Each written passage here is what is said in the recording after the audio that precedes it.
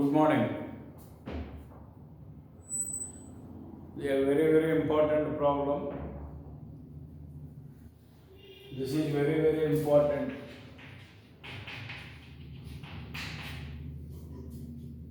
So the problem is find the equation and the length of the common chord of two circles. So this one and that one. So here two circles are given and length of the common chord. Common chord means two circles have common chord means they are intersecting circles. Obviously they are intersecting circles. So already we know that if two circles are intersect each other, then common chord is nothing but radical axis of those two circles. ఇక్కడ common card యొక్క length అడుగుతున్నాను. Common card అంటే nothing but common card ఉంది అంటే ఖచ్చితంగా రెండు circles intersect అయినాయి అని అర్థం. ఎప్పుడైతే రెండు సర్కిల్స్ ఇంటర్సెక్ట్ అయినాయో దానికి కామన్ కార్డ్ అనేది ఉన్నప్పుడు ఆ కామన్ కార్డ్ ఏమవుతుందంటే nothing but radical axis of those two circles. ఆ రెండు సర్కిల్స్ యొక్క రాడికల్ యాక్సిసే కామన్ కార్డ్ అవుతుంది. ఇది నిన్న కాన్సెప్ట్స్లో మనం చూసాం. కాబట్టి గివెన్ సర్కిల్స్ 1, 2 ఫస్ట్ సర్కిల్ యొక్క సెంటర్ అంతా రేడియస్ అంతా కట్టాం అంటే ఫస్ట్ సర్కిల్కి ఒకటి కడితే సరిపోద్ది, లేదా సెకండ్ సర్కిల్ కన్నా కట్టుకోవచ్చు. ఎందుకని మీకు లెక్కలో అర్థం అవుతుంది. ఇప్పుడు ఏంటి common card of the two given circles is ఏమవుతుంది రాడికల్ యాక్సిస్ అవుతుంది. కాబట్టి ఈక్వేషన్ ఆఫ్ రాడికల్ యాక్సిస్ అంటే ఏంటి అవుతుంది? L identicals to S minus S dash is equal to 0. L identical to formula in radical యాక్సిస్కి S minus S dash equal to 0. మీకు already నేను చెప్పాను రాడికల్ యాక్సిస్ కట్టాలి అనుకున్నప్పుడు ఈ రెండు జనరల్ ఫార్ములో ఉన్నాయో లేదో చూడాలి. సో ఈ రెండు అలాగే జనరల్ ఫార్ములోనే ఉన్నాయి. అందుచేత ఇందులోంచి సబ్ట్రాక్షన్ చేశారు. సో ఇందులోంచి ఇది తీసేసినప్పుడు ఏమవుతుంది? x² minus x² cancel, y² cancel, 3x minus subtract చేస్తున్నాం -5x కాబట్టి -2x, 3x మైనస్ 5x కాబట్టి పెద్ద మైనస్ ఉంది కాబట్టి -2x, 5y minus 3y, 2y, 4 minus 4 cancel అవుతే 0. So -2x plus 2y equal to 0 అంటే x minus y equal to 0, 3. So ఏమి వచ్చింది మనకి ఇక్కడ? ఈక్వేషన్ ఆఫ్ రాడికల్ యాక్సిస్ వచ్చింది. రాడికల్ యాక్సిస్ అంటే నథింగ్ బట్ కామన్ కార్డ్ వచ్చింది. అంటే ఇది కామన్ కార్డ్ అంటే ఇది రాడికల్ యాక్సిస్. ఇప్పుడు దీని ఈక్వేషన్ వచ్చింది. ఇప్పుడు నువ్వు ఏం కట్టాలి? దీని లెంగ్త్ కట్టాలి. సపోజ్ ఇది ఏబి, ఈ కార్డ్ యొక్క లెంగ్త్ ఏమో ఏబి వాల్యూ నువ్వు కట్టాలి. అందుకోసం మనం ఏం చేస్తున్నాం? ఇది సెంటర్ కదా, ఫస్ట్ సర్కిల్ యొక్క సెంటర్ ఇది. దీని నుంచి దీనికి ఇలా పర్పెండిక్యులర్ కొట్టామనుకో సెంటర్ నుంచి ఎం. ఇప్పుడు ఏమవుతుంది? ఎం అనేది ఏబీని ఏం చేస్తుంది? బైసెక్ట్ చేస్తుంది. కాబట్టి ముందు మనం ఈ ఏఎం లెంగ్త్ ఎంతో కట్టుకుంటాం. అలాగే నేను ఈ AC1 ఇలాగ యాడ్ చేస్తాను. ఇదేమవుతుంది? నథింగ్ బట్ రేడియస్ అవుతుంది. ఏంటవుతుంది? Radius R1. R1 first circle కాబట్టి R1. సో ఇది R1 అవుతుంది. సో ఇది ఎంతో మనకు ఆల్రెడీ తెలుసు, అంటే 3/√2 ఈ లెంగ్త్ తెలుసు. ఇప్పుడు ఈ లెంగ్త్ ఎంతో కట్టాలి, ఏఎం ఎంతో కట్టాలి. ఏఎం కడితే ఏఎంకి డబుల్ ఏబి అవుతుంది. కాబట్టి ఏఎం ఎంతో కట్టాలి అంటే ముందు C1 నుంచి ఎమ్మకి గల డిస్టెన్స్ ఎంతో కట్టాలి. సో దీని నుంచి దీనికి డిస్టెన్స్ కట్టాలి. C1 అంటే ఏంటి? సెంటర్. ఇక్కడ మీకు ఆల్రెడీ తెలుసు ఎంత? -3/2, 5/2 ఇది. దీని నుంచి దీనికి పర్పెండిక్యులర్ డిస్టెన్స్ కట్టాలి. కాబట్టి ನಾವು ఏంటి కట్టాలి? నువ్వు ఇప్పుడు C1m కడతాను. C1m అంటే అర్థం ఏంటి? Nothing but perpendicular distance from ఎక్కడి నుంచి? ఫ్రమ్ C1 నుంచి టు ఎక్కడికి? ఆ లైన్ ఏంటి? Radical axis common card to third equation. దీనికి పర్పెండిక్యులర్ డిస్టెన్స్ కట్టాలి. So C1m is equal to mod ఈ డిస్టెన్స్ కడతాను. ఫార్ములా ఏంటవుతుంది? ఏ అంటే ఎక్స్పోజిట్ ఇక్కడ ఎంత? 1 ఇంటూ x1 అంటే పాయింట్ వేయాలి. C1 యొక్క పాయింట్ ఎంత? -3/2 మైనస్ b అంటే 1 ఇంటూ మళ్ళీ ఇది ఎంత అవుతుంది? -5/2. ఇంకా ఏమి సబ్స్టిట్యూట్ చేయడానికి కాన్స్టెంట్ ఏం లేదు. By √a² plus b². ఏ అంటే 1² plus -1 whole square mod is equal to దీన్ని మనం సింప్లిఫై చేస్తే పైన -3/2 minus into minus plus 5/2 బైలో √2 is equal to ఇక్కడ ఎల్సిఎం పెడితే బైలో 2 అవుతుంది, పైన 5 మైనస్ 3 ఏమవుతుంది 2, 5 minus 3 2, 2 by 2, 2 by 2 into root 2. So ఈ 2 క్యాన్సిల్ అయిపోయింది. సో 1 బై రూట్ 2 వచ్చింది. సో C1m అంటే ఎంత వచ్చేసింది, ఎంత వచ్చేసింది, C1m వచ్చేసింది. ఇప్పుడు 1 బై రూట్ 2. ఇప్పుడు ఏం చేయాలి మనం, నౌ ఫ్రమ్ ట్రయాంగిల్ AC1m అన్న ట్రయాంగిల్ తీసుకుంటే ఇందులో నీకు కావాల్సింది ఏంటి, ఇప్పుడు AM కావాలి. AM అంటే ఏంటి అవుతుంది, సైడ్. ఇదేంటిది హైపోటెన్యూస్, ఇది హైపోటెన్యూస్, ఇదొక సైడ్, ఇదొక side. Hypotenuse square is equal to formula ఏంటి, side square plus side square. నువ్వు కట్టాల్సింది ఏంటి, ఈ సైడ్ కట్టాలి. అంటే యాక్చువల్గా ఇక్కడ ఏంటి ఫార్ములా, హైపోటెన్యూస్ ఏంటి ట్రయాంగిల్లో, AC1mలో హైపోటెన్యూస్ ఏంటి AC1. AC1 square is equal to side square అంటే AM square plus C1m square. నువ్వు కట్టాల్సింది ఏంటి, ఇక్కడ AM స్క్వేర్ తెలియాలి నీకు. కాబట్టి AM స్క్వేర్ తెలియాలంటే AM స్క్వేర్ నుంచి ఈ C1m స్క్వేర్ ఇటు పంపేయాలి. అప్పుడు ఏమవుతుంది, AM square is equal to AC1 square minus C1m square. AC1 అంటే నథింగ్ బట్ రేడియస్ R1, ఎంత అది 3 బై రూట్ 2. కాబట్టి is equal to 3 by root 2 whole square minus C1m అంటే వచ్చింది నీకు ఎంత, 1 by root 2 whole square. So ఇది ఏంటవుతుంది, 9 by 2 minus 1 by 2 is equal to 8 by 2. 8 by 2 అంటే ఈజ్ ఈక్వల్ టు ఎంత వచ్చింది 4. అంటే AM ఈజ్ ఈక్వల్ టు ఎంత వచ్చేసింది నీకు root 4 is equal to 2. So AM value, AM ఎంత వచ్చేసింది. కానీ నువ్వు కట్టాల్సింది AM కాదే, ఏంటి కట్టాలి, లెంగ్త్ ఆఫ్ ద కార్డ్ కట్టాలి. ఏం కట్టాలి, లెంగ్త్ ఆఫ్ ద కార్డ్ కట్టాలి. ఏంటి length of the card, AB is equal to ఏమవుతుంది 2 ఇంటూ AM. AMకి డబల్, అంతే కదా. సో AM అనేది బైసెక్ట్ అవుతుంది కాబట్టి ABని M బైసెక్ట్ చేస్తుంది, అంటే సగం ఉంటుంది AB మొత్తం సగం. AM ఎంత వచ్చేసింది మనకి, కాబట్టి AB equal to 2 into AM. So this is 2 into AM అంటే ఎంత వచ్చింది 2. So this is nothing but 4 units. So length of the card ఎంత అంటే ఈ లెక్కలో 4 యూనిట్స్. కాన్సెప్ట్ అర్థమైందా లేదా. ఇక్కడ ఏమి ఇచ్చారు, 2 సర్కిల్స్ ఇచ్చి length of the card, common card కట్టమన్నారు. ఎప్పుడు ఇదే ప్రాసెస్. ఏంటి ప్రాసెస్, ఇచ్చిన 2 సర్కిల్స్ తీసుకోవాలి, length of the common card అడుగుతున్నారు కాబట్టి 2 సర్కిల్స్కి కామన్ కార్డ్ అంటే ఖచ్చితంగా ఇంటర్సెక్ట్ అయినాయి అని. 2 ఇంటర్సెక్టింగ్ అయిన సర్కిల్స్ విషయంలో కామన్ కార్డ్ అంటే నథింగ్ బట్ రాడికల్ యాక్సిస్. కాబట్టి ఈ రాడికల్ యాక్సిస్ కట్టడం ద్వారా ఆ కామన్ కార్డ్ ఈక్వేషన్ ఏంటనేది వచ్చేస్తారు. వచ్చాక ఈ బొమ్మాయి జాగ్రత్తగా చూసుకోండి. ఇలా 2 సర్కిల్స్ ఇంటర్సెక్ట్ అయ్యి ఇది కామన్ కార్డ్ అవుతుంది ఏది, దీన్నే రాడికల్ యాక్సిస్ అని కూడా అంటారు. కాబట్టి దాని ప్రకారంగా ఈ లైన్ ఈక్వేషన్ వచ్చింది నీకు. ఇప్పుడు ఈ లైన్ లెంగ్త్ కావాలంటే ఏ నుంచి బి కూడా లెంగ్త్ కావాలి. అది కట్టడానికి మనం ఏం చేసాం, సెంటర్ నుంచి ఈ లైన్కి ఇలా ఒక పెర్పెండిక్యులర్ గీసాం. సెంటర్ నుంచి దీనికి ఇలా ఒక పెర్పెండిక్యులర్ గీసినప్పుడు ఇది ఎక్కడ కట్ చేసింది, ఇక్కడ కట్ చేసింది. ఈ కట్ చేసిన పాయింట్ ఏమనుకుందాం, M. సర్కిల్ అనేది సిమెట్రిక్ ఫిగర్. సెంటర్ నుంచి గీస్తే కరెక్ట్గా ఈ కామన్ కార్డ్ని కూడా సెంటర్కే కట్ చేస్తారు, అంటే బైసెక్ట్ చేస్తారు. ఈ M అనే పాయింట్ బైసెక్ట్ చేస్తారు. కాబట్టి M అనేది మిడ్ పాయింట్ ఆఫ్ ఏమవుతుంది, AB అవుతుంది. ఇది ఇలా గుర్తుపెట్టుకోండి. ఇప్పుడు నీకు కావాల్సింది AM ఎంతో తెలిస్తే దానికి double AB length of the card అవుతుంది.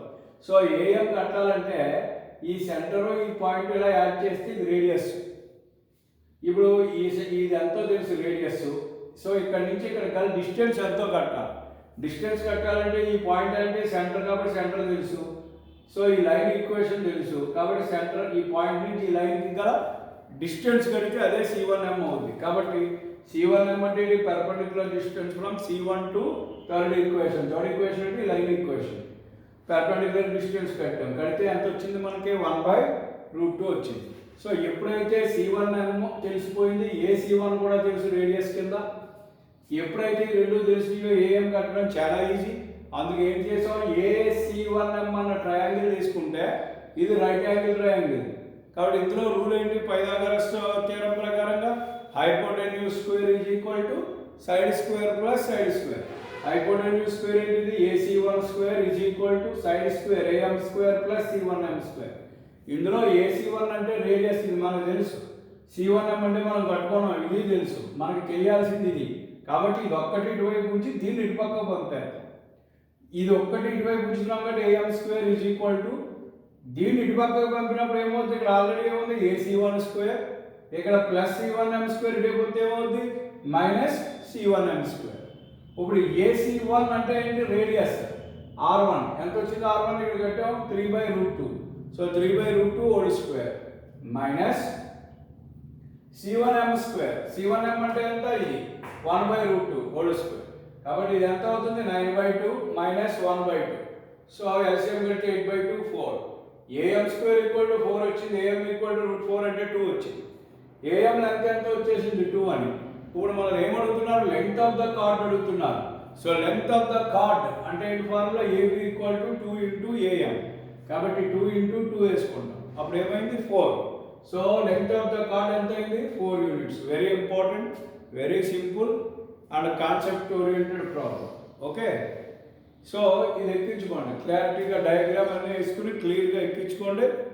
నెక్స్ట్ సమ్ చెప్తాను తర్వాత, ఇది జాగ్రత్తగా ఎక్కించండి.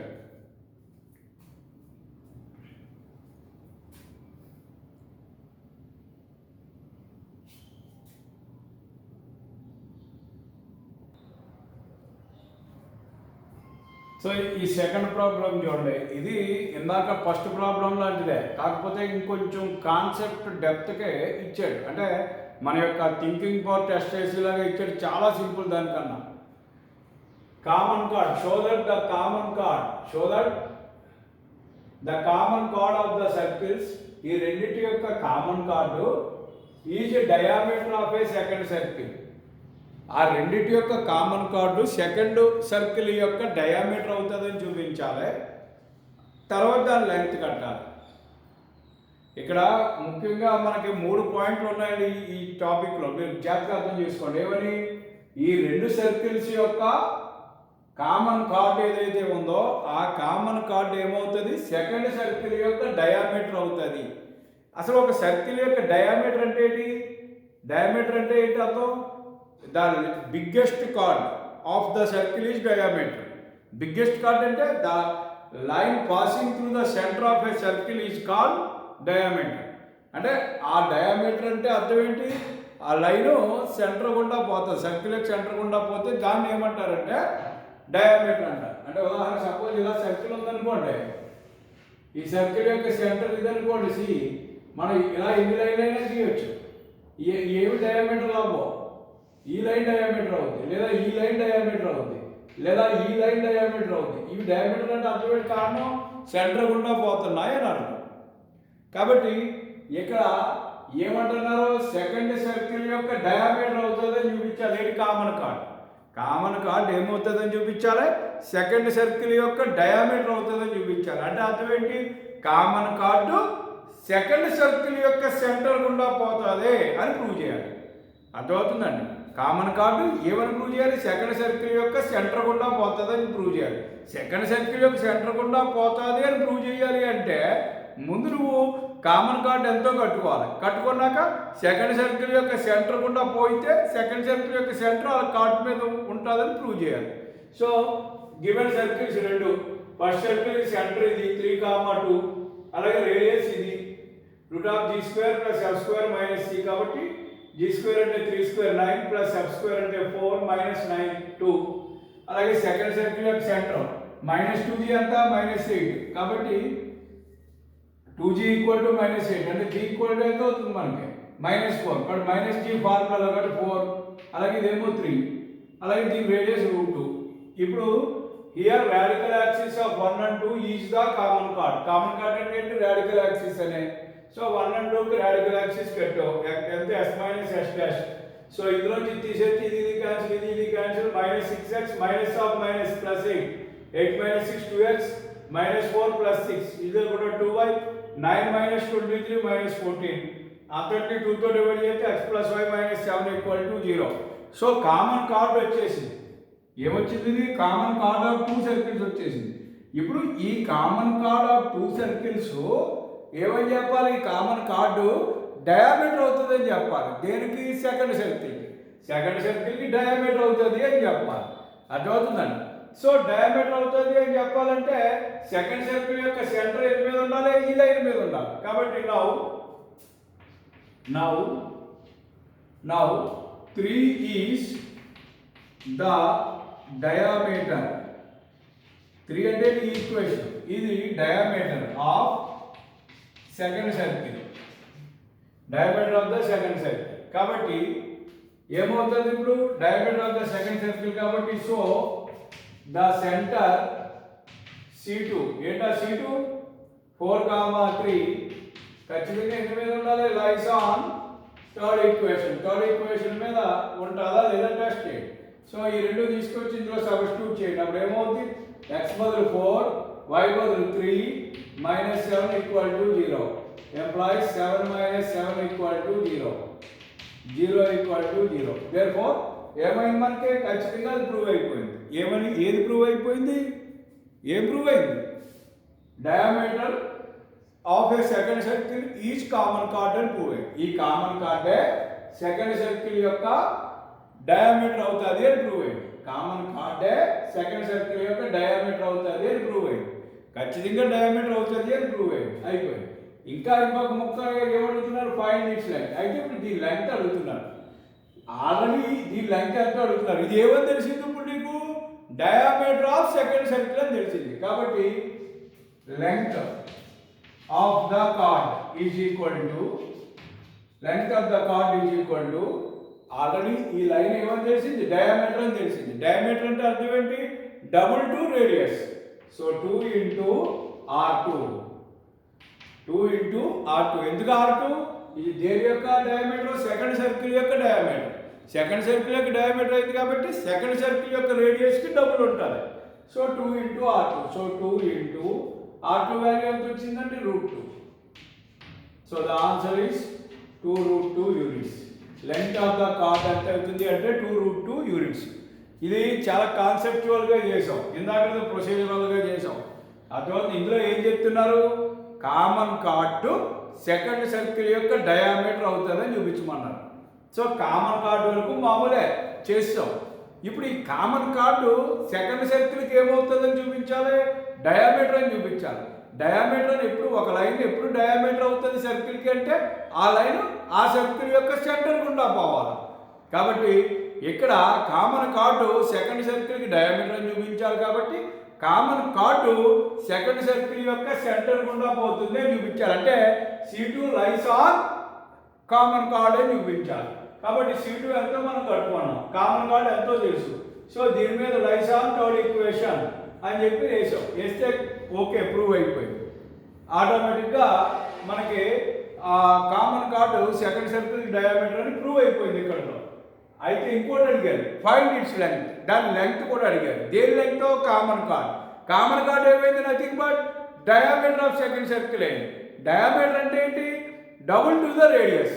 డబుల్ టు దేని రేడియస్, దేని డయామీటర్ దాని రేడియస్. దేనికి డయామీటర్, సెకండ్ సర్కిల్కి. కాబట్టి డబుల్ టు దట్ రేడియస్. కాబట్టి 2 × R2. So 2 × R2 value √2. So it is 2√2 units. అర్థమైంది. కాన్సెప్ట్ ఓరియంటెడ్ ప్రాబ్లం చాలా సింపుల్. ఎక్కించుకోండి, ఈ సమ్ కూడా ఎక్కించుకోండి, డయాగ్రామ్ వేసుకోండి, సమ్ ఎక్కించుకోండి, నీట్గా ఎక్కించుకోండి. నెక్స్ట్ సమ్ మళ్ళీ చూద్దాం.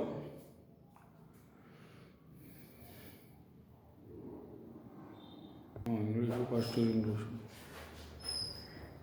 So this is one more important problem is here.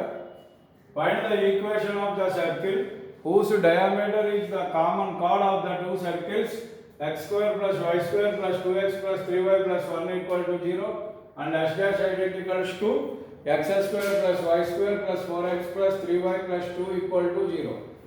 So మనకి ఏమని అడుగుతున్నారు, ఏమని చెప్తున్నారు అనేది మీరు జాగ్రత్తగా అర్థం చేసుకోవాలి. ఈక్వేషన్ ఆఫ్ ఏ సర్కిల్ అడుగుతున్నారు. ఈ లెక్కలో ఎలాంటి సర్కిల్ అడుగుతున్నారు, ఊసి డయామీటర్ అంటే మనం కనుగోబోయే సర్కిల్ యొక్క diameter nothing but common card of ఈ రెండు సర్కిల్స్. మీరు జాగ్రత్తగా అర్థం చేసుకోండి. ఇలా మనకి 2 సర్కిల్స్ ఇచ్చారు.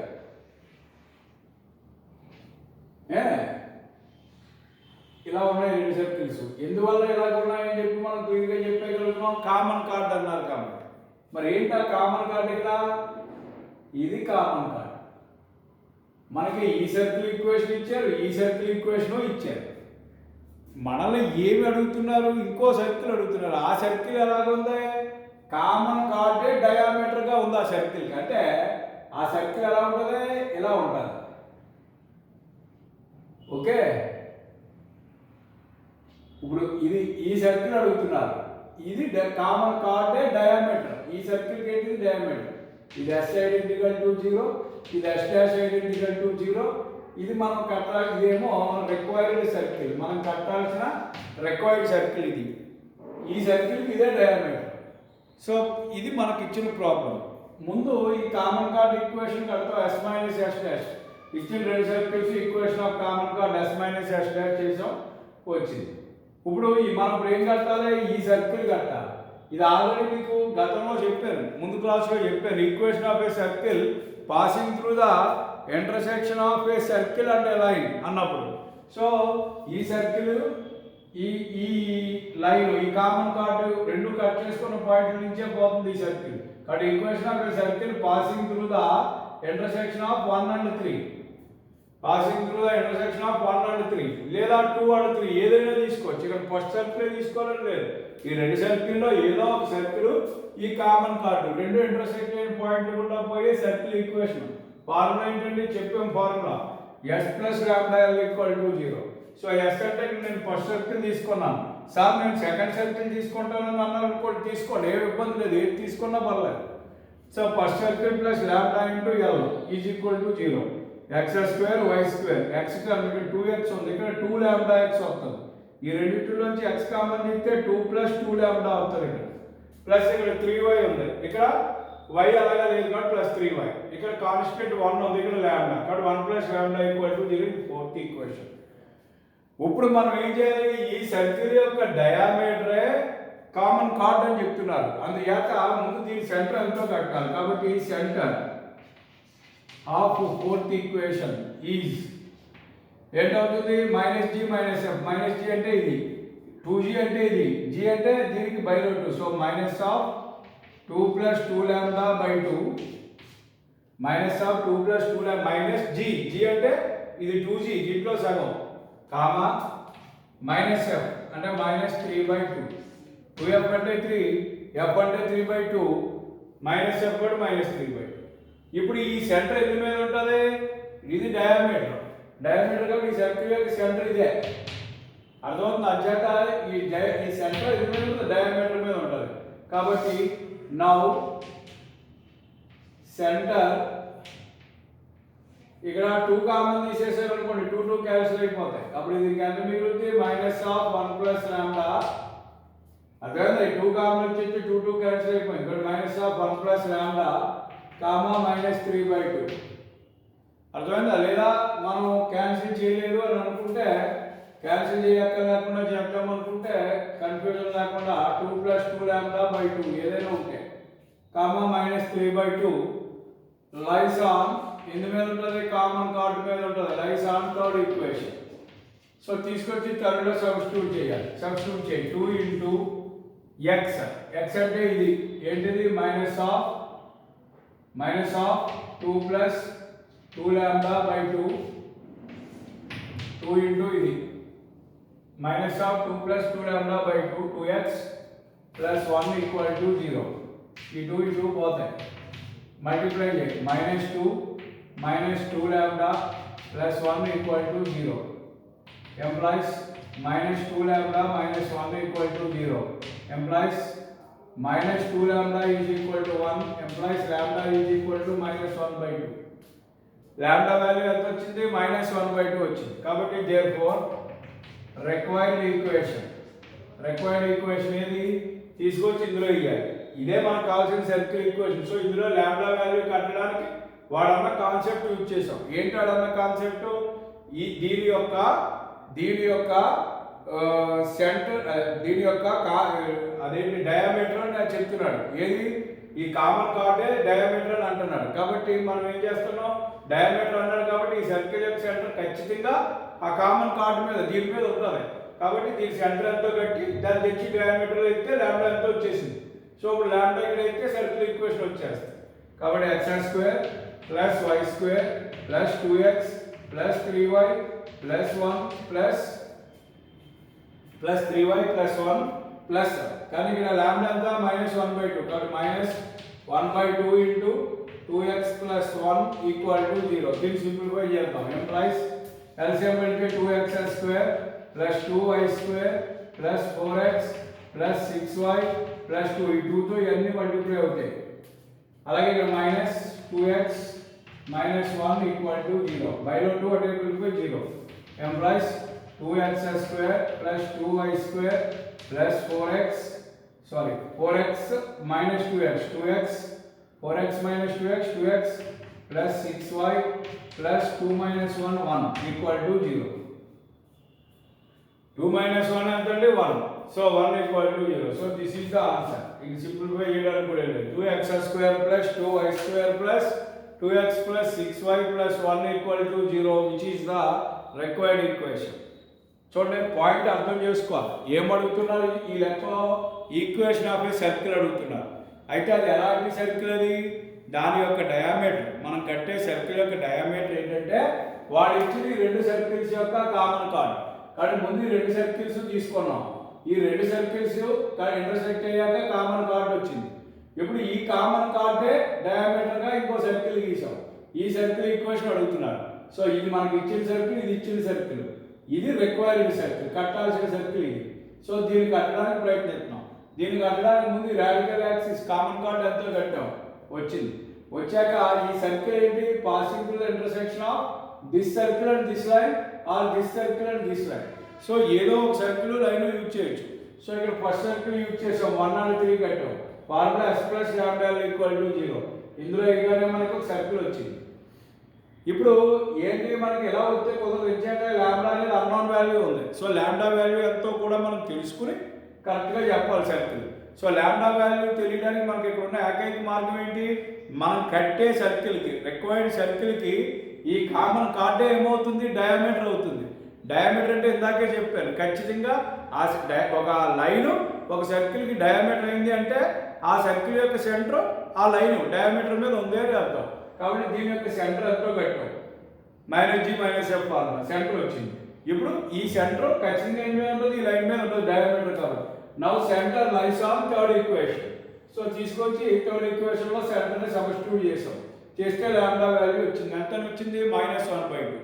సో లాంబ్డా ఎప్పుడైతే వచ్చిందో రిక్వైర్డ్ సర్కిల్ మనకి ఇది. ఇందులో లాంబ్డా బదులు ఆ వాల్యూ వేసి ఎల్సిఎంని సింప్లిఫై చేయడం ద్వారా సర్కిల్ ఈక్వేషన్ వచ్చింది. చాలా సింపుల్ ప్రాబ్లం, అర్థమైందా? ఒకటికి 2 సార్లు చూడండి, ఒకవేళ మళ్ళీ ఇంకొకసారి వినండి. మీరు 2 సార్లు లేదా 3 సార్లు వింటే బాగా క్లారిటీ వస్తుంది, అర్థమవుతుందా? మీరు దాన్ని నెగ్లెక్ట్ చేయకూడదు. క్లాసులు ఏదో మనం మొక్కుబడికి విన్నట్టుగా వింటే కుదరదు. ఇది అర్థమవుతుందా? కాన్సెప్ట్ అర్థమయ్యేదాకా వినాలి. అర్థమవకపోతే అప్పటికి ఫోన్ చేసి అడగాలి. ఈ రెండు చేస్తేనే మనం చేస్తున్నటువంటి ఆన్లైన్ క్లాసులకు ఒక ఫలితం అనేది ఉంటుంది.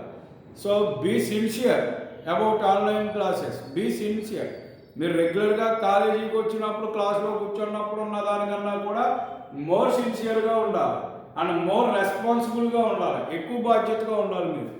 అర్థమవుతుందండి? మీ గురించి మనకి కాలేజీని తీసి పరిస్థితి మనకి బయట సొసైటీలో లేకపోయినా మీ ఎగ్జామ్స్ మాత్రం అన్న టైంకే జరుగుతాయి. సో ప్రభుత్వం దృష్టిలో మీ అందరూ క్లాసులు శ్రద్ధగా వింటున్నారు, చేస్తున్నారనే వాళ్ళ ఉద్దేశం. సో అంచేత డోంట్ నెగ్లెక్ట్ ఎనీ సబ్జెక్ట్. కాబట్టి ప్రతి సబ్జెక్టు మీరు ఆన్లైన్ క్లాస్లో శ్రద్ధగా వినండి, అర్థమవుతుందా? Don't be lazy. Okay, so ఈ సమ్ ఎక్కించుకోండి. ఇంకొక సమ్ చెప్తాను ఈరోజు సెషన్లో. ఇంకా 1 more ఇంపార్టెంట్ ప్రాబ్లం ఉంది, చాలా ఇంపార్టెంట్, అది నెక్స్ట్ చెప్తాను. అది చెప్పిన తర్వాత అప్పుడు ఈరోజు సెషన్ క్లోజ్ చేద్దాం. ఇది ఎక్కించుకోండి.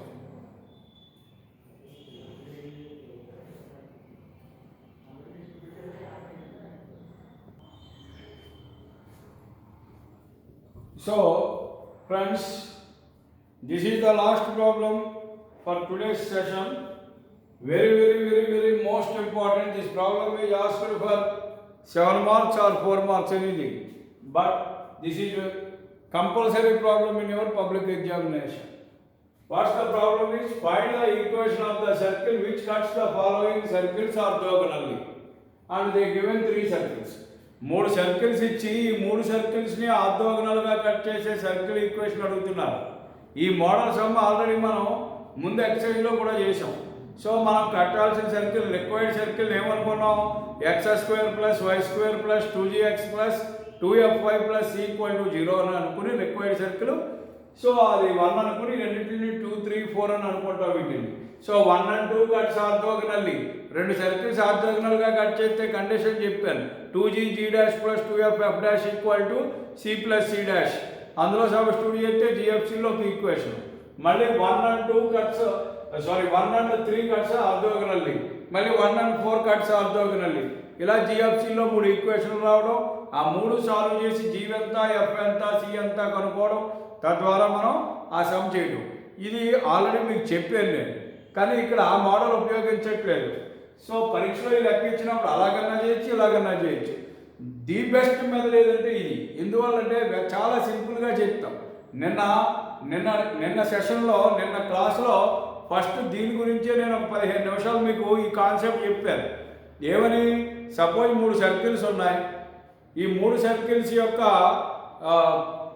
3 సర్కిల్స్ని ఆర్థోగనల్గా కట్ చేసే సర్కిల్ ఈక్వేషన్ కట్టాలంటే ఆ 3 సర్కిల్స్ని ఆర్థోగనల్గా కట్ చేసే సర్కిల్కి ఏమవుతుంది సెంటర్ అంటే nothing but radical centre of those 3 circles.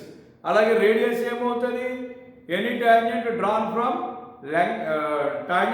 From radical centre to any of the 3 circles. కాబట్టి ఆ కాన్సెప్ట్ యూజ్ చేస్తున్నాం. ఒకసారి ఆ కాన్సెప్ట్ మళ్ళీ చూడండి. మీకు ఇక్కడ గివెన్ సర్కిల్స్ 3. ఇప్పుడు ఏంటంటారు, centre of the required circle. మనం ఇప్పుడు కట్టాలనుకున్నటువంటి సెంటర్, మనం కట్టాలనుకున్న సెంటర్ ఏంటి, ఈ మూడింటిని ఆర్థోగనల్గా కట్ చేసే సర్కిల్. ఆ ఆర్థోగనల్గా కట్ చేసే సర్కిల్ యొక్క సెంటరే ఏమవుతుందంటే nothing but radical centre of 1, 2 and 3.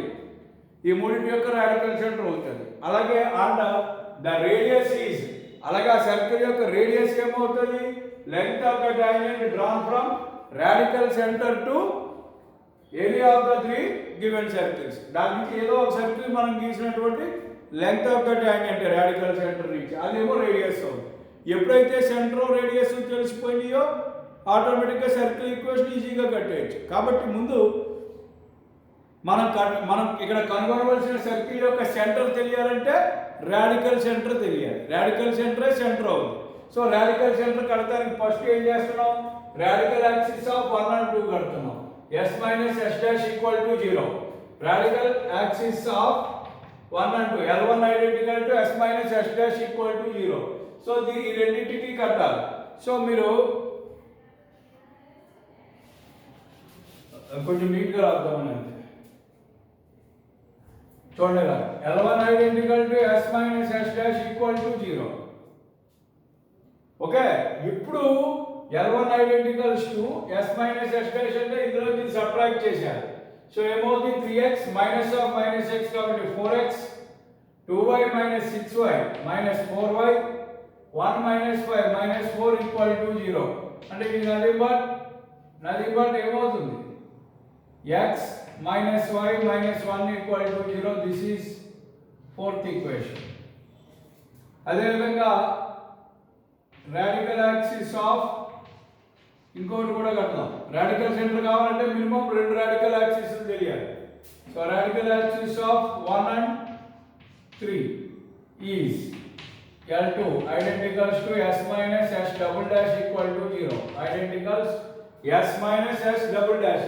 ఇది చూసుకోవాలి. ఓకే, చూద్దాం. సో ఇది ఎలాగ క్యాన్సిల్ అయిపోతాయి ఈ రెండు. 3x - 5x - 2x, 2y minus of minus 8y, రెండు మైనస్ మైనస్ ప్లస్ అవుతుంది. So 2y minus of minus plus 8y, 2y plus 8y 10y, 1 minus 15 nothing but minus 14 = 0. Implies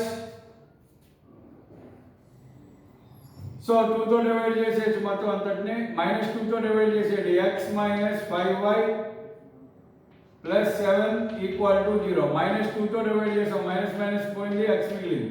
-2 తో డివైడ్ చేసాం, ప్లస్ బై మైనస్ మైనస్ అయింది, 5 అయింది. -2 తో divide చేసాం, minus minus plus అయిపోయింది, 14/2 7 అయింది. This is 5th equation. Okay, first radical centre కావాలంటే now solve 4 and 5.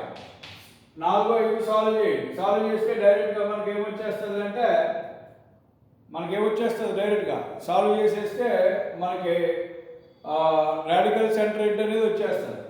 ఎలా అయినా సాల్వ్ చేసేది, డైరెక్ట్గా సాల్వ్ చేయొచ్చు లేదా xy1x. ఇది సింపుల్గా రెండు ఒకేసారి వచ్చేది కాబట్టి xy1x తీసుకుందాం. 1 - 1 -1 1. ఇక్కడ వచ్చేసి 1 - 5 7 1. x by y by 1 by x by చూడండి -7 -5 into -1 +5 because it is -5. ఇది -1 -7. ఇక్కడ -5 +1. 1 minus of -1 word +1. So it is nothing but x by -12, y by -8, 1 by -4. So x is equal to -12 by -4, 3, y is equal to 2. Therefore, radical center 3, 2. Radical center వచ్చేసింది. ఏమని 3, 2. ఇప్పుడు now radius కట్టాలి. Now radius, దేని radius? Radius of required circle. Radius of required circle is nothing but length of the tangent drawn from ఏంటి radical center 3, 2 to any equation 1 or 2 or 3 ఏదైనా కట్టొచ్చు. నేను 1 తీసుకుంటున్నాను, కన్ఫ్యూజన్ ఏంటి. సో ఫస్ట్ ఈక్వేషన్ కి length of the tangent కట్టారు అనుకోండి, root of ఏమవుతాం r1 r is equal to root of s11 అంటే ఆ పాయింట్ తెచ్చి ఇందులో వేసేది. రూట్ ఆఫ్ s11 ఇందులో వేయడమే. 3 స్క్వేర్ x స్క్వేర్ కాబట్టి 9 plus 2 square 4 plus 3 into 3 9 plus 2 into 2 4 plus 1 9 plus 4 13 13 plus 13 26 plus 1 27 root 27 అంటే 9 3s అని రాశారు అనుకోండి, ఇది నథింగ్ బట్ 3 root 3. ఎంత వచ్చింది ఆన్సర్? ఇది 3 root 3. సో రేడియస్ వచ్చేసింది, సెంటర్ వచ్చేసింది. therefore required equation of circle. ఏంటా రిక్వైర్డ్ ఈక్వేషన్ ఆఫ్ సర్కిల్? ఇది సెంటర్, ఇది రేడియస్ గా ఉన్న ఈక్వేషన్. కాబట్టి ఈ ఫార్ములా ఏంటి? సెంటర్ రేడియస్ తెలిస్తే సర్కిల్ కి x - h whole square plus y - k whole square అలా. సో x - h అంటే 3, ఇది h, k ఇది r1. But x - 3 whole square plus y - 2 whole square is equal to 3 root 3 whole square r square. It is nothing but x square plus 9 minus 6x plus y square plus 4 minus 4y is equal to 9 3 is 27. So the answer is x square plus y square minus 6x minus 4y. 9 plus 4 13, 13 minus 27 minus 14 equal to 0, which is the answer. Are you understand or not? Very simple. So there is no equations solving, there is no clumsiness in this problem when compared to the previous model. So ముందు ఎక్సర్సైజ్లో ఇదే లెక్క ఇంకోలా చేసాం, ఇప్పుడు ఎలా చేసాం. ఇది చాలా సింపుల్ మనకి. ఇందులో ఈక్వేషన్ సాల్వింగ్ అనేది ఉండదు. సో క్లమ్జీనెస్ లేకుండా ఈజీగా వస్తుంది. ఏంటి కాన్సెప్ట్? 3 సర్కిల్స్ ఇచ్చి ఆ 3 సర్కిల్స్ని ఆర్థోగనల్గా కట్ చేసే సర్కిల్ యొక్క ఈక్వేషన్ కట్టమంటే ముందు మీరు చేయాల్సినటువంటి పని ఏంటి అంటే, సో 3 సర్కిల్స్ని ఆర్థోగనల్గా కట్ చేసి సర్కిల్ కట్టాలంటే ఆ సర్కిల్ యొక్క సెంటర్ ఏమవుతుంది అంటే నథింగ్ బట్ ఈ 3 సర్కిల్స్ యొక్క రాడికల్ సెంటర్ అవుతుంది. సో ముందు ఇచ్చిన 3 సర్కిల్స్కి రాడికల్ సెంటర్ కట్టినట్టయితే ఆ మనం కనుగొనవలసిన సర్కిల్ యొక్క సెంటర్ వచ్చారు. అలాగే రేడియస్ ఏమవుతుంది అంటే రాడికల్ సెంటర్ నుంచి ఆ 3 సర్కిల్స్లో ఏదో ఒక సర్కిల్కి, ఏ సర్కిల్ అయినా తీసుకోవచ్చు, లెంగ్త్ ఆఫ్ ద ట్యాంజెంట్ కడితే అదే రేడియస్ అవుతుంది. సో ఈ కాన్సెప్ట్ని యూజ్ చేసి మనం ఈ సమ్ చేసాం. సో దాని ప్రకారంగా ఫస్ట్ ఇచ్చిన 3 1 2 3 అనుకున్నాం. So centre of radical axis అంటే nothing but radical centre of 1 2 and 3 మూడింటి యొక్క రాడికల్ సెంటర్. అలాగే రేడియస్ ఏమో length of the tangent drawn from radical centre to any of the 3 given circles. కాబట్టి దీనికోసం మనం ఫస్ట్ ఏం క్యాలిక్యులేట్ చేయాలి? రాడికల్ సెంటర్ క్యాలిక్యులేట్ చేయాలి. అందుకోసం ముందు 1 and 2కి రాడికల్ యాక్సిస్ కట్టాం, అలాగే 1 and 3కి రాడికల్ యాక్సిస్ కట్టాం. ఈ రెండు సాల్వ్ చేసాం. సాల్వ్ చేయడం ద్వారా రాడికల్ సెంటర్ వచ్చేసింది.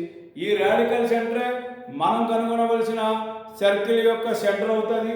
కాబట్టి సెంటర్ వచ్చినట్టు అయింది. ఇప్పుడు మళ్ళీ రేడియస్ కట్టాలి.